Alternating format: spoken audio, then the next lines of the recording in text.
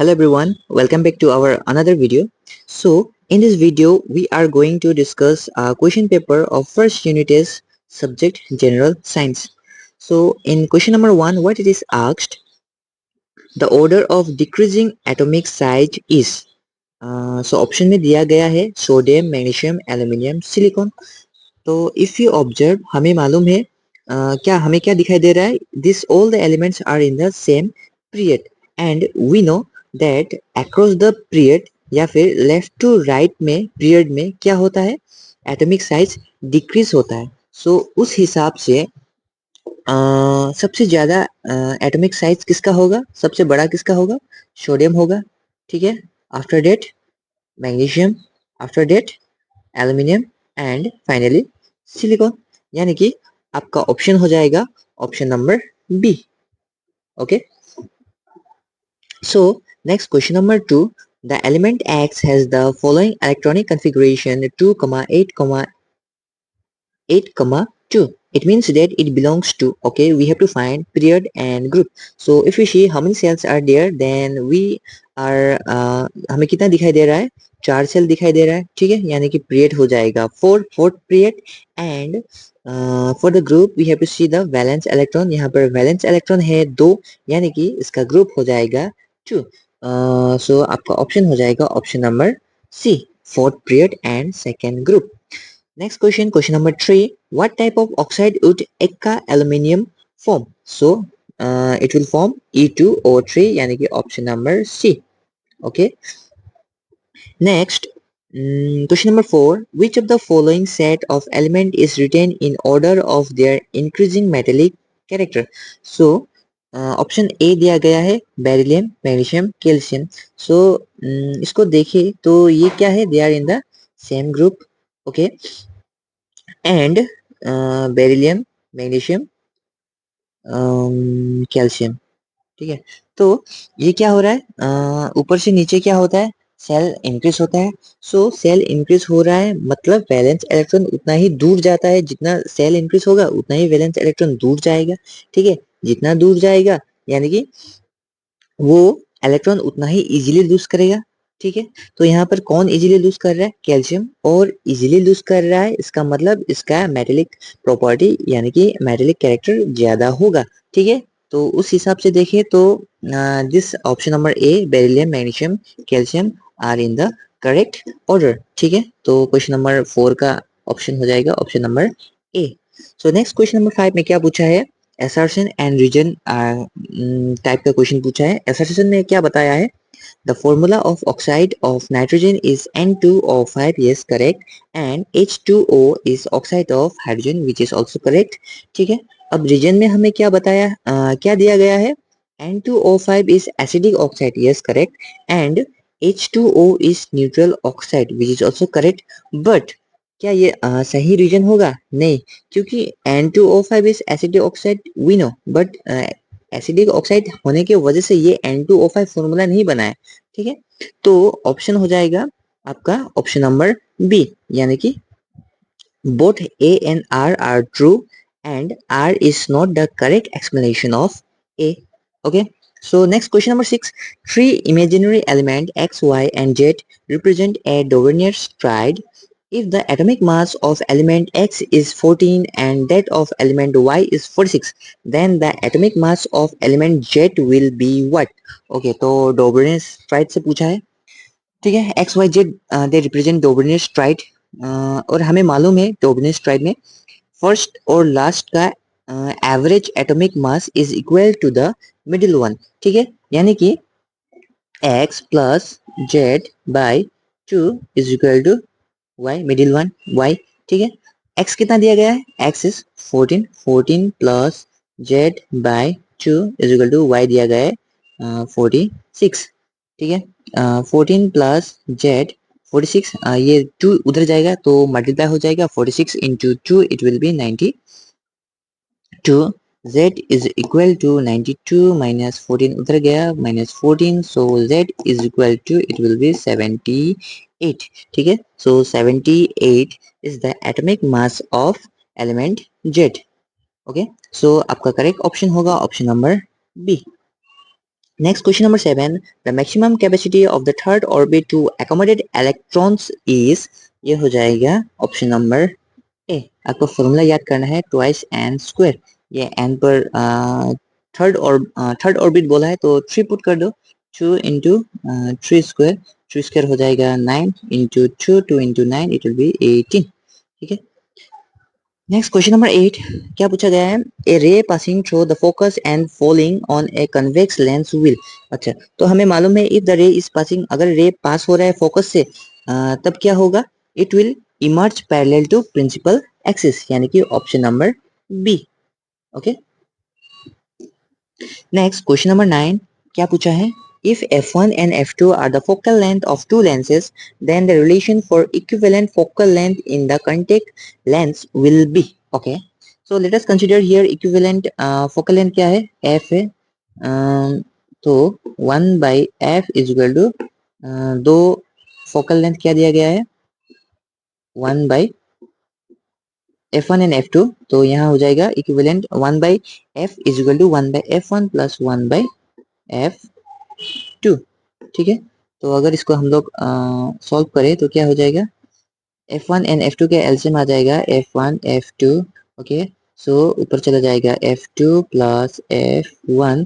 अगर हम लोग इसको रेसिप्रोकल करते तो क्या बन जाएगा, 1 बाई f, ये बन जाएगा f, और इधर बन जाएगा f1 f2 by f1 plus f2।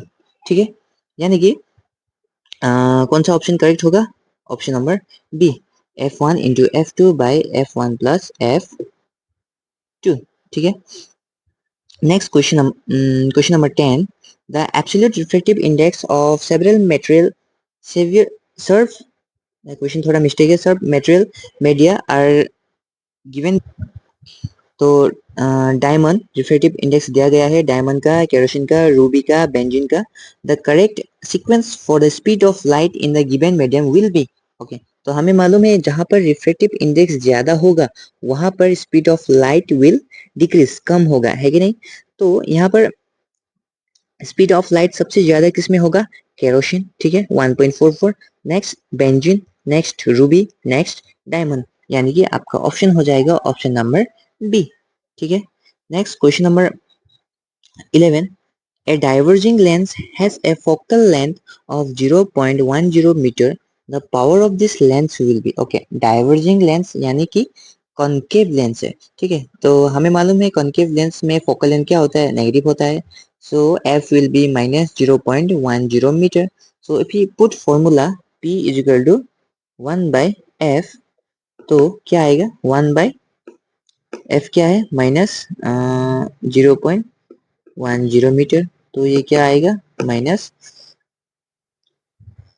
It will be minus 10 diameter. ठीक है, यानी कि आपका ऑप्शन हो जाएगा option number C, -10 diameter. Okay.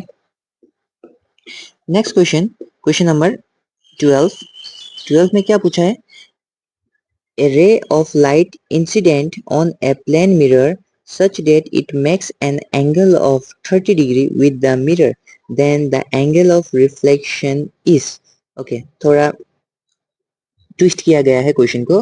Suppose एक प्लेन मिरर है, ठीक है, और प्लेन मिरर ये रहा आपका नॉर्मल, क्या बताया है, incident ray, incident ray suppose इधर से आया, उसके बाद ये एंगल बनाया 30 डिग्री, किससे, मिरर से। आपको यहाँ मिस्टेक करना नहीं है, मिरर से 30 डिग्री बना रहा है, ना कि नॉर्मल से। ठीक है, ये रहा नॉर्मल। तो हमें मालूम है normal it is what, perpendicular to the surface, या फिर यहाँ पर प्लेन मिरर। ठीक है, परपेंडिकुलर यानी कि हो जाएगा 90 डिग्री, तो ये 30 डिग्री है, ये 30 डिग्री होगा, तो ऊपर ये कितना बन जाएगा, इट विल बी 60 डिग्री। ठीक है, ये 60 डिग्री ये क्या है, this is angle of incident. ठीक है, तो एंगल ऑफ इंसिडेंट 60 डिग्री है, then angle of reflection will be what, we know angle of incident is equal to angle of reflection, तो इसका एंगल ऑफ रिफ्लेक्शन हो जाएगा 60। Okay, so option number D.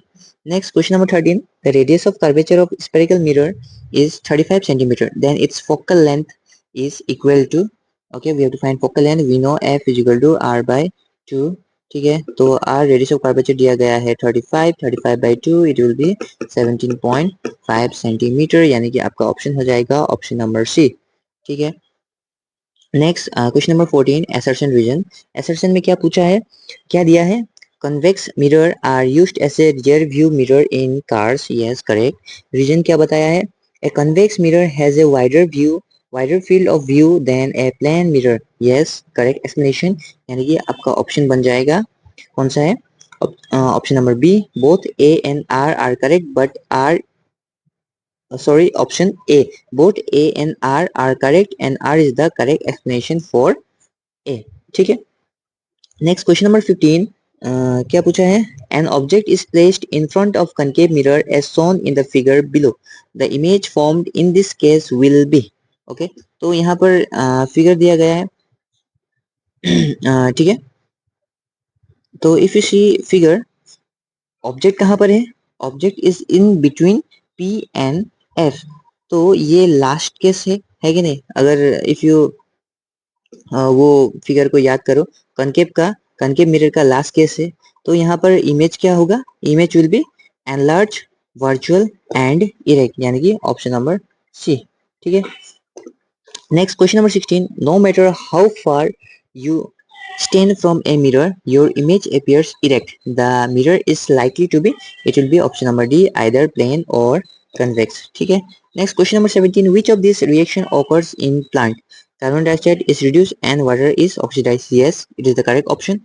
ठीक है, कार्बन डाइऑक्साइड रिड्यूस होता है, उसके बाद वाटर ऑक्सीडाइज होता है, यानी कि option number A is the correct answer, ठीक है। नेक्स्ट क्वेश्चन नंबर 18, सीक्वेंस दिया है, the correct sequence of anaerobic respiration is, कौन सा होगा, glucose, pyruvate, lactic acid, no, energy release नहीं हो रहा है, तो सभी केस में क्या होता है, एनर्जी रिलीज होता है, तो यहाँ पर अगर हम लोग देखें तो ओनली लास्ट केस वहाँ पर एनर्जी है, glucose will change into pyruvate, after it carbon dioxide, ethanol and energy, so correct option is option number D, ठीक है। Question number 19, assertion region type। assertion में क्या पूछा है, xylem conduct water and mineral from the soil to lips।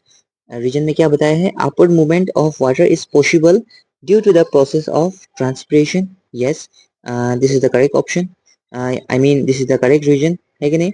transpiration, what is transpiration, transpiration is the loss of water from the lips in form of water vapour, ठीक है। जब loose करता है तब क्या होता है, एक सक्शनल फोर्स प्रोवाइड करता है, ठीक है, जिससे water move to the lips from the soil, okay. और सो ऑप्शन क्या हो जाएगा, both A and R are correct and R is the, I mean reason is the correct explanation for A. Question number 20, assertion, blood circulation in human is called double circulation, yes correct, region, oxygenated and deoxygenated blood are not kept separated in human heart. This is the false region।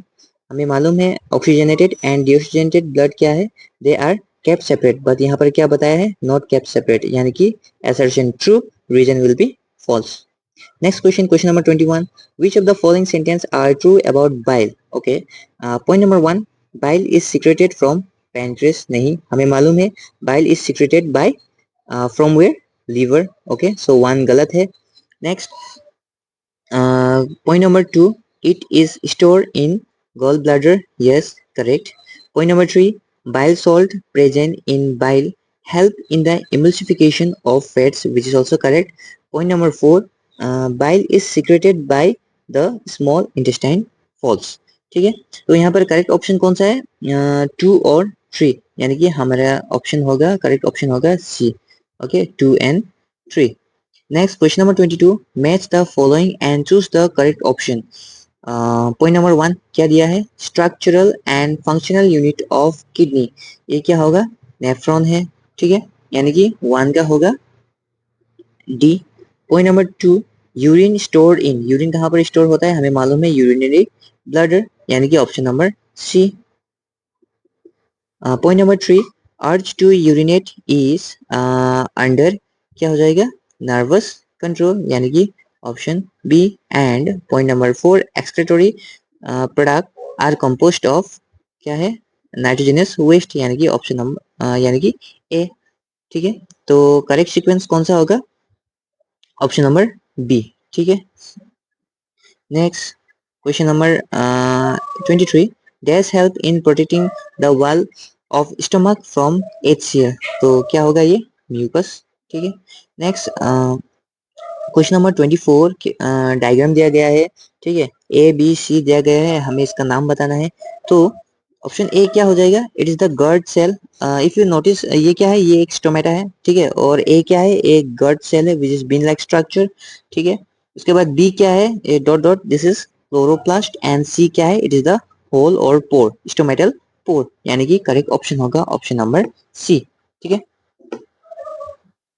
Next last question, question number 25, क्या पूछा है, digestion of eggs start in buccal cavity with the help of the enzyme Y, and its complete digestion takes place in small intestine. X and Y are respectively.